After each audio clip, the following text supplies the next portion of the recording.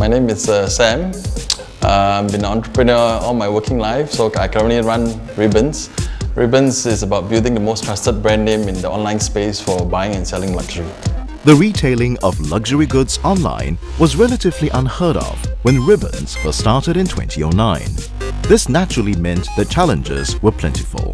One aspect was trying to figure out sourcing. How do we get products? Being in this part of Southeast Asia and being able to bring all these luxury branded products into Asia to sell it. So opening up a lot of sourcing connections all around the world, from US to Europe to Asia. I think that was something that we had to learn and needed to penetrate.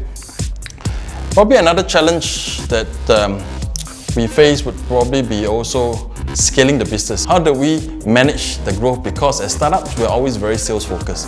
We're always driving sales so that we can get as much sales lift, and at the same time, the back-end systems must be able to catch up.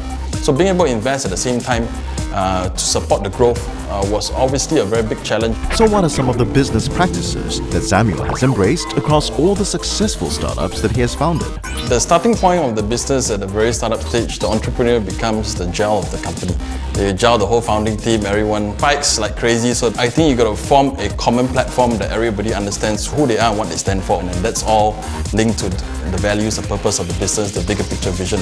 But beyond which, you need to build a higher level layer, which is how does the business across all the different countries operate within a common framework. And that's where in Reebonz, for example, we will introduce the Reebonz University, the Reebonz Management Guidelines, we have the Reebonz 10 Commandments. These are what gels a management team in terms of a consistent approach to execution. That's something that I believe has always been part and parcel of how I've grown and scaled companies. In the last 4 years, Reebonz revenue has grown from a few million US dollars to over $80 million US annually.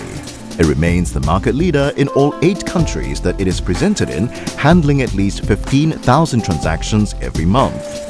What are some of Samuel's strategies that contribute to the success of Reebonz? The team and entrepreneur must be highly in a state of what I call not only survival mode, but be able to adapt and evolve the idea fast enough so that you can reach a tipping point or a point whereby there's a great traction in the business. Once I test the market, I understand what works and what don't work, and I keep doing it very fast. On the same front, treat every 90 days as 1 year, whereby you have to know that the speed and pace of how you're evolving and growing the business in year 1, year 2 of the business must be very fast.